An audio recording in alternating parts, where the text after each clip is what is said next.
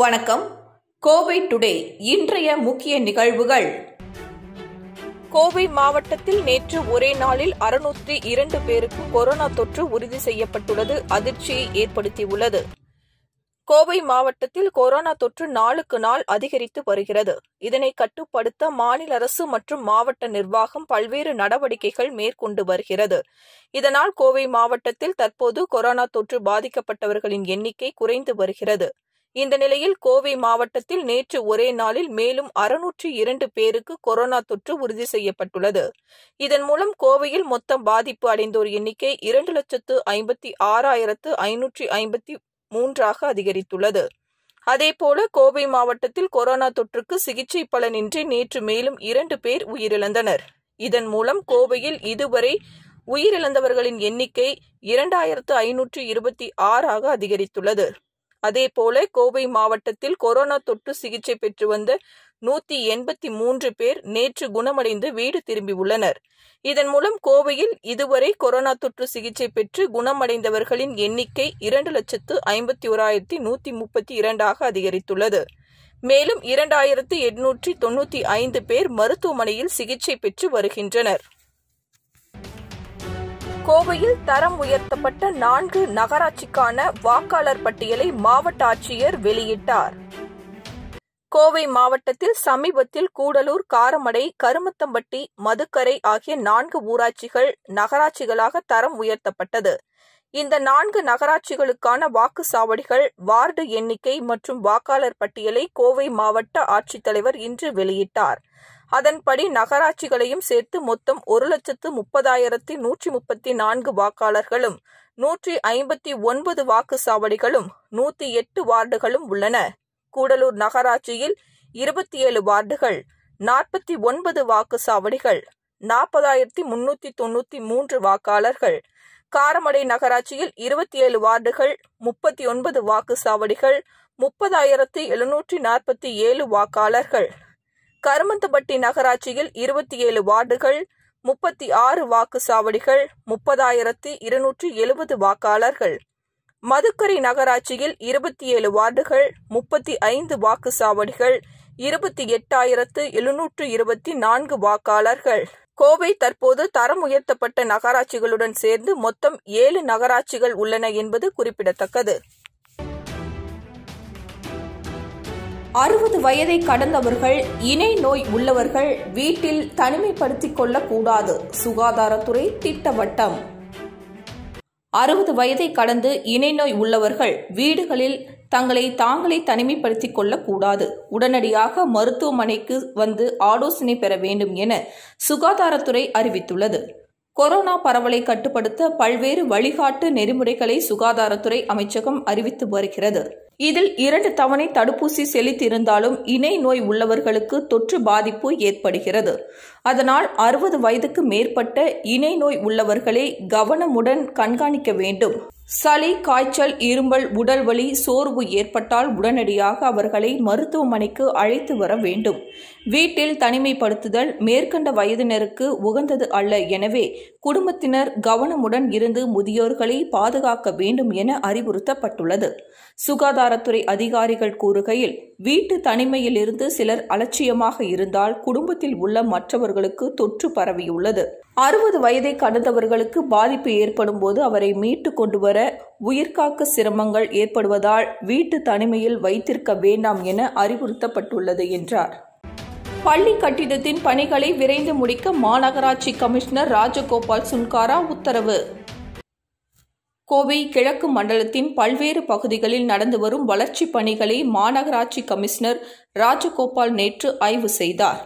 நேரு நகர் மாநகராட்சி நடுநிலைப் பள்ளியில் முதல் தளத்தில் ரூபாய் 59.60 லட்சம் மதிப்பில் 4,900 சதுர அடியில் 4 வகுப்பறைகள், ஆய்வகங்கள், கழிவறை கட்டுமான பணிகளை பார்வையிட்ட அவர் பணிகளை தரமாகவும் விரைவாகவும் முடித்து பயன்பாட்டுக்கு கொண்டுவர அதிகாரிகளை அறிவுறுத்தினார். தொடர்ந்து அம்ருத் திட்டத்தில் இளங்கோ நகர் பூங்கா பராமரிப்பு பணிகளை பார்வையிட்டதுடன் குப்பை வழங்கும் முறை குறித்து அப்பகுதி மக்களிடம் கேட்டறிந்தார். அப்பகுதியில் மழைநீர் கால்வாய் அமைக்கவும் பொறியாளர்களுக்கு அறிவுறுத்தினார். அவினாசி ரோடு முதல் வீரியாம்பாளையம் வரை கோல்டன் ரோட்டில் சேதமடைந்த பகுதியை புதுப்பிக்க திட்டமடிப்பு உடனடியாக தயாரிக்கும் பணிகளை மேற்கொள்ளவும் அறிவுறுத்தினார். கிழக்கு மண்டல உதவி கமிஷனர் மாரிச்செல்வி, உதவி செயற்பொறியாளர் சுந்தரராஜன் உள்ளிட்டோர் உடன் இருந்தனர். ரயில் பயணிகள் எண்ணிக்கை அதிகரிப்பு, அதிக பெட்டிகள் இணைப்பு, ரயில்வே துறை தகவல். கோவை பயணிகளின் எண்ணிக்கை அதிகரித்துள்ளதால் இட நெருக்கடியை தீர்க்க ரயில்களில் கூடுதல் பெட்டிகளை இணைக்கப்படும் என ரயில்வே துறை அறிவித்துள்ளது. பண்டிகை காலம் என்பதால் ரயில்களில் பயணிகளின் எண்ணிக்கை அதிகரித்துள்ளது. இதனால் ரயில்களில் இட நெருக்கடி அதிகரித்துள்ளது. இதனால் கூடுதல் பெட்டிகள் இணைக்கப்படும் என ரயில்வே துறை அறிவித்துள்ளது. இதன்படி கோவை மயிலாடுதுறை இடையே இயக்கப்படும் ஜன்சதாப்தி எக்ஸ்பிரஸ் ரயில்களில் வரும் 10, 12, 13 ஆகிய தேதிகளில் கூடுதலாக 2 2ஆம் வகுப்பு இருக்கை வசதி பெட்டிகள் இணைக்கப்படும். கோவை நாகர்கோவில் கோவை இடையே இயக்கப்படும் எக்ஸ்பிரஸ் ரயில்களில் வரும் 12, 13, 14 ஆகிய தேதிகளில் கூடுதலாக 2 2ஆம் வகுப்பு படுக்கை வசதி பெட்டிகள் இணைக்கப்படும் என ரயில்வே நிர்வாகம் தெரிவித்துள்ளது. கொரோனா கட்டுப்பாட்டு விதிகளை மீறினால் பாரபட்சமின்றி நடவடிக்கை எடுக்கப்படும். அமைச்சர் செந்தில் பாலாஜி. கோவை மாவட்ட ஆட்சியர் அலுவலகத்தில் கொரோனா தொற்று நடவடிக்கைகள் குறித்து அனைத்து துறை அலுவலர்களுடன் ஆய்வுக் கூட்டம் அமைச்சர் செந்தில் பாலாஜி தலைமையில் நடைபெற்றது. அதனைத் தொடர்ந்து செய்தியாளர்களை சந்தித்த அமைச்சர் செந்தில் பாலாஜி கூறுகையில், முதலமைச்சரின் உத்தரவிற்கிணங்க மாவட்டங்கள் தோறும் இந்த ஆய்வுக் கூட்டம் நடைபெற்று வருகிறது. அதன் ஒரு பகுதியாக இன்று கோவையில் ஆய்வுக் கூட்டம் அனைத்து துறை அதிகாரிகளுடன் நடைபெற்றது. இங்கு எடுக்கப்பட்டுள்ள முன்னெச்சரிக்கை நடவடிக்கைகள் அடிப்படையில் அரசு நிர்வாகத்தின் சார்பில் 7368 கொரோனா சிகிச்சைக்கான படுக்கைகள் தயார் நிலையில் உள்ளன. தனியார் மருத்துவமனைகளில் 4691 படுக்கைகள் தயார் நிலையில் உள்ளன. கோவை மாவட்டத்தில் 12059 படுக்கைகள் தயார் நிலையில் உள்ளது. அதில் மொத்தம் 4397 ஆக்சிஜன் படுக்கைகள், தீவிர சிகிச்சையில் 853 ஆக்சிஜன் படுக்கைகள் உள்ளது.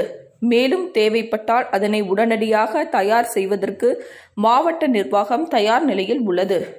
கோவையை பொறுத்தவரை 27,90,400 பேர் தடுப்பூசி செலுத்திக் கொள்ள தகுதியுடைய நிலையில் 27,02,946 பேர் தடுப்பூசி செலுத்திக் கொண்டு உள்ளனர்.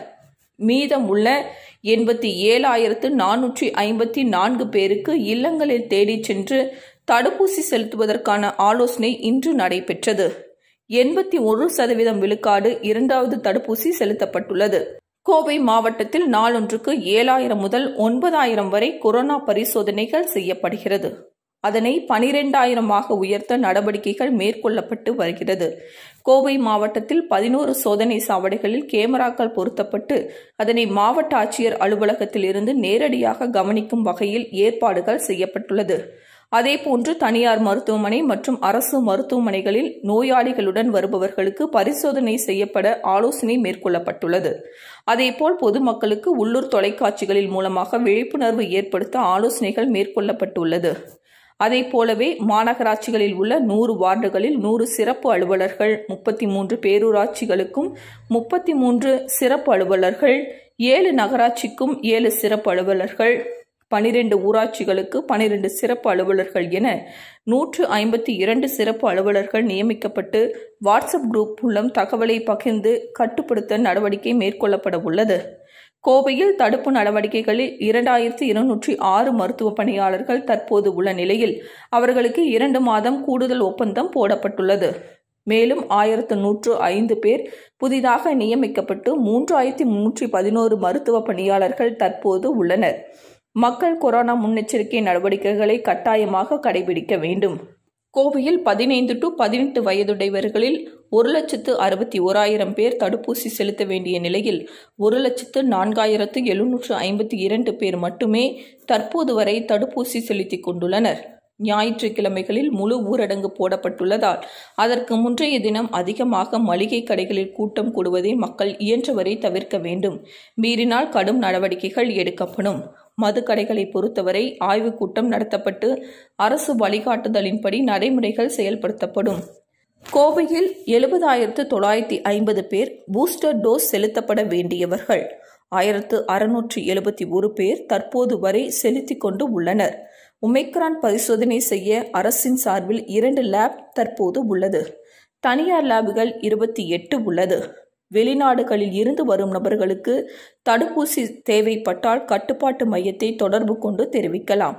ஜல்லிக்கட்டை பொறுத்தவரை ஜல்லிக்கட்டு நிர்வாகிகள் மற்றும் விழா கமிட்டியினர் ஆலோசனை செய்வதாக கூறியுள்ளனர்.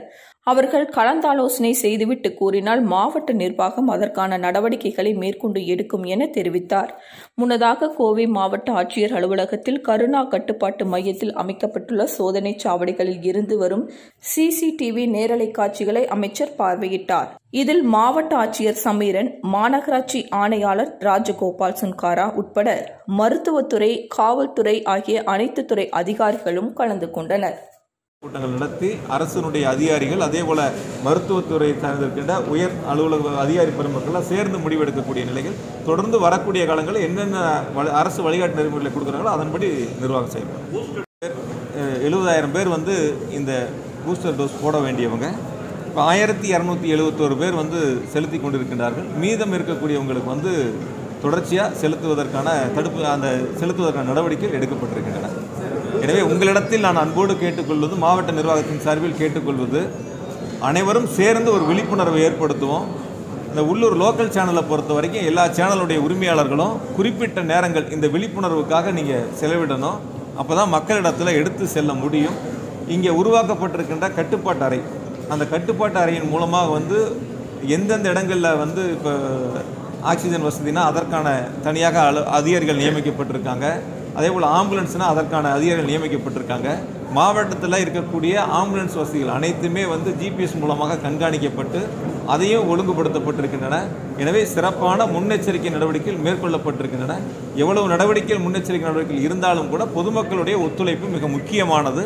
குறிப்பாக இன்னொன்று என்னன்னு கேட்டிங்கன்னா, ஒரு வீட்டில் ஒருத்தருக்கோ 2 பேர்த்துக்கோ அந்த தொற்று பரவல் வருகின்ற பொழுது மீதம் இருக்கக்கூடியவங்க குறைஞ்சபட்சம் 3 நாட்கள் அல்லது 5 நாட்கள் தங்களை தனிமைப்படுத்தி அதற்கு பிறகு அவங்க டெஸ்ட் எடுத்து அவங்களுக்கு நெகட்டிவ்னு வந்தால் தான் வெளியில் போகணும். சில பேர் என்னென்னா, வீட்டில் இருக்கவங்களுக்கு வந்துருச்சுன்னா முதல் நாள் அன்றைக்கே அடுத்த நாள் டெஸ்ட் எடுத்துகிட்டு எனக்கு நெகட்டிவ் வந்துருச்சுன்னு வெளியில் போகிறாங்க.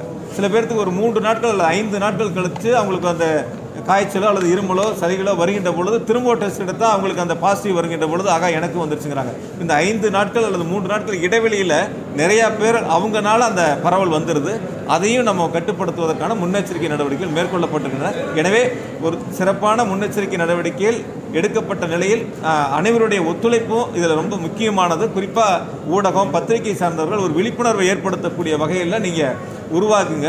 இன்னொன்று, மாவட்ட நிர்வாகத்தின் சார்பில் உங்களை பத்திரிகையாளர்லாம் உள்ளடக்கிய ஒரு வாட்ஸ்அப் குரூப்பு, அதில் நீங்கள் ஏதாவது பகுதிகளில் இந்த வழிகாட்டு நெறிமுறைகளை பின்பற்றாமல் தவறான இடங்கள் இருக்குது அல்லது அது பின்பற்றாத இடங்கள் இருக்குது அப்படின்னு உங்களுக்கு கண்டறியப்பட்டால் உடனடியாக நீங்கள் அதில் கருத்துக்களை சொல்லுகின்ற பொழுது மாவட்ட நிர்வாகத்தின் சார்பில் அதன் மீதும் நடவடிக்கை எடுப்பதற்கு வசதியாக இருக்கும். அதற்கும் நீங்கள் முழு ஒத்துழைப்பை கொடுக்க வேண்டும். நன்றி.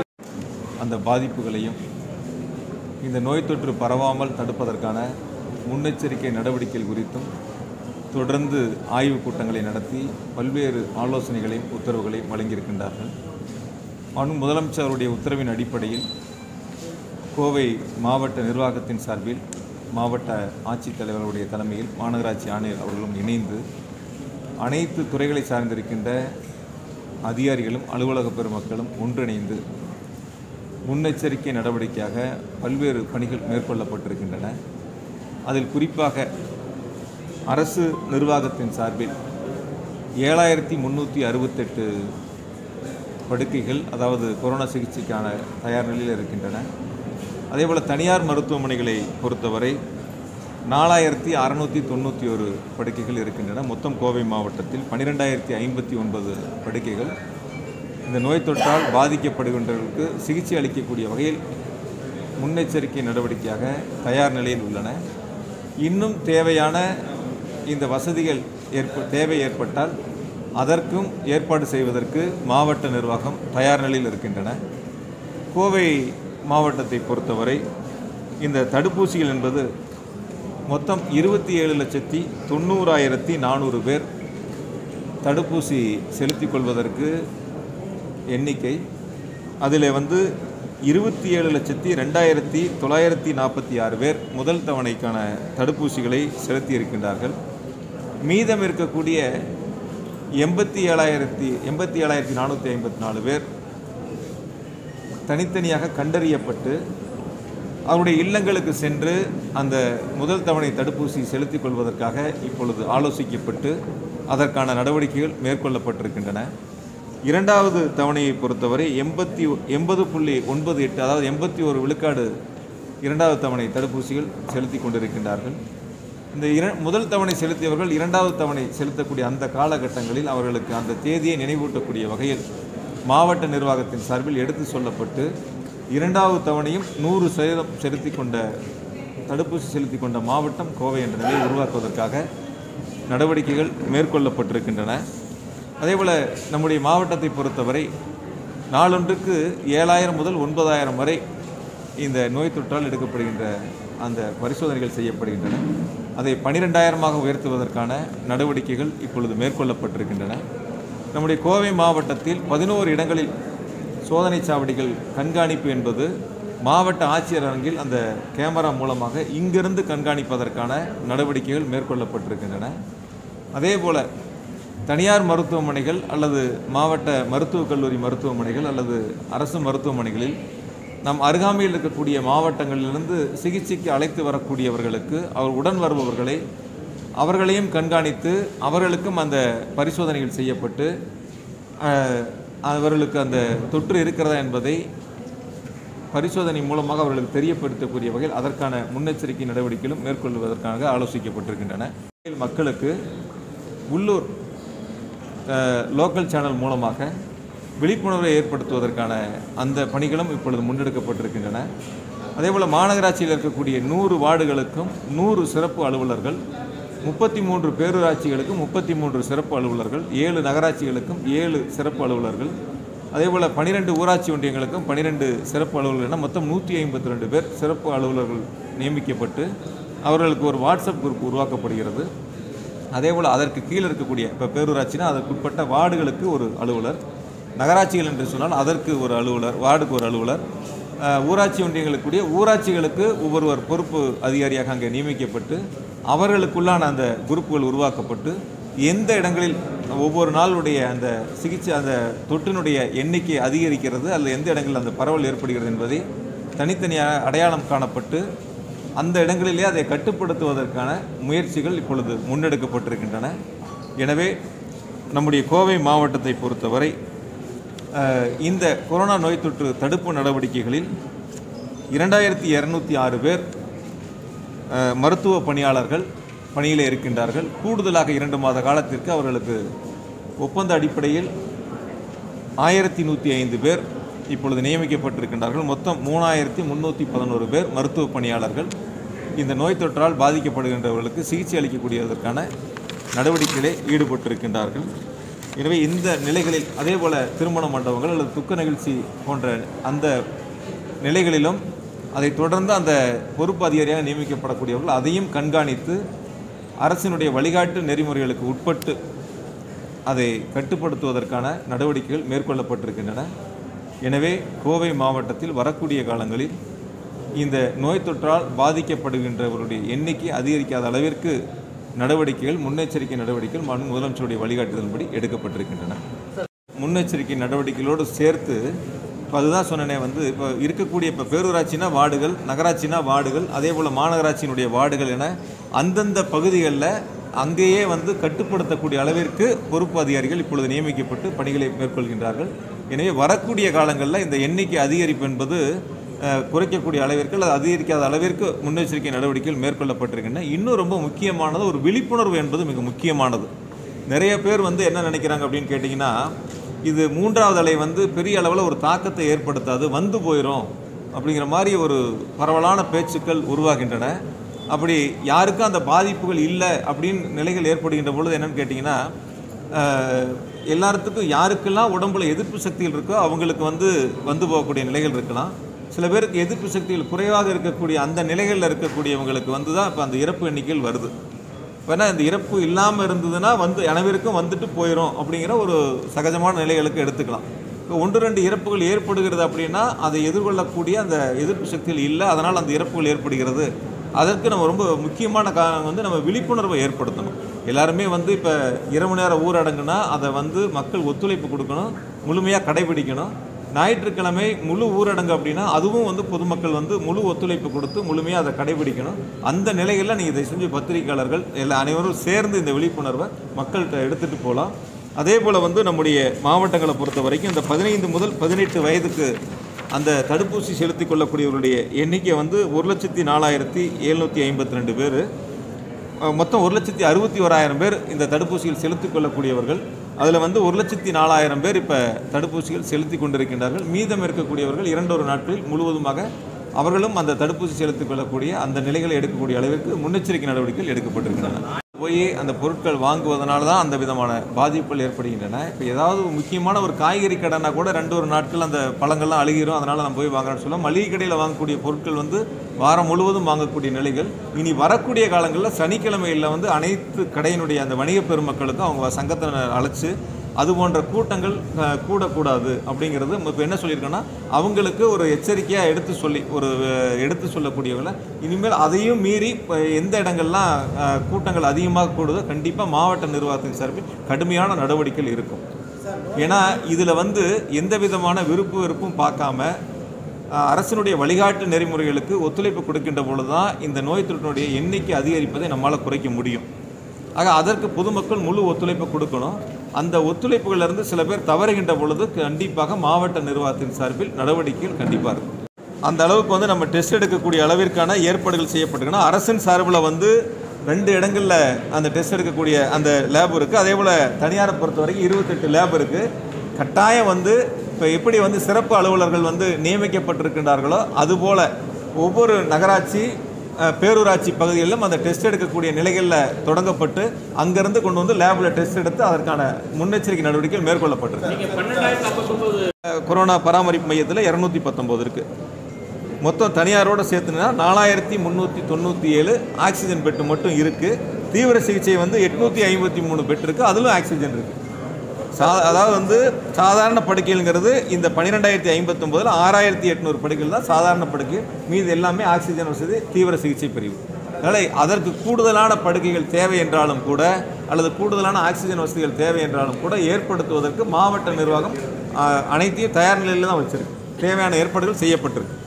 சம்பந்தமான யார் யார் தேவை என்பதை கட்டுப்பாட்டு அறிக்கை எடுத்து சொல்கிறாங்களோ அதுக்கு உண்டான ஏற்பாடுகள் செய்வதற்கு மாவட்ட நிர்வாகத்தின் சார்பில் முன்னெச்சரிக்கை எடுத்துருக்குறாங்க. என்னென்ன இப்போ நீங்கள் யாராவது ஒருத்தருக்கு போட வேண்டியது இருக்குன்னா அவங்க என்ன போடணும்னு எடுத்து சொன்னீங்கன்னா கண்டிப்பாக அதற்கான நடவடிக்கைகள் எடுக்கப்படும். இது வரைக்கும் வந்து நேற்று அதாவது அரசினுடைய வழிகாட்டு நெறிமுறைகள் வந்திருக்கு. அதன் அடிப்படையில் வந்து அந்த விழா குழுவினர் வந்து கலந்து பேசி முடிவெடுத்து சொல்வதாக சொல்லியிருக்கின்றார்கள். அவர்கள் நடத்துவதற்கான அந்த கலந்து பேசி விழா குழுவினர் முடிவெடுத்து சொல்லுகின்ற பொழுது அதற்கு அடுத்த மேல் நடவடிக்கைகளை மாவட்ட நிர்வாகம் எடுக்கும். இன்றைய கோவை டுடே நிறைவடைகிறது. தினமும் மாலை 7 மணிக்கு, இரவு 10 மணிக்கு, காலை 8 மணிக்கு. நன்றி, வணக்கம்.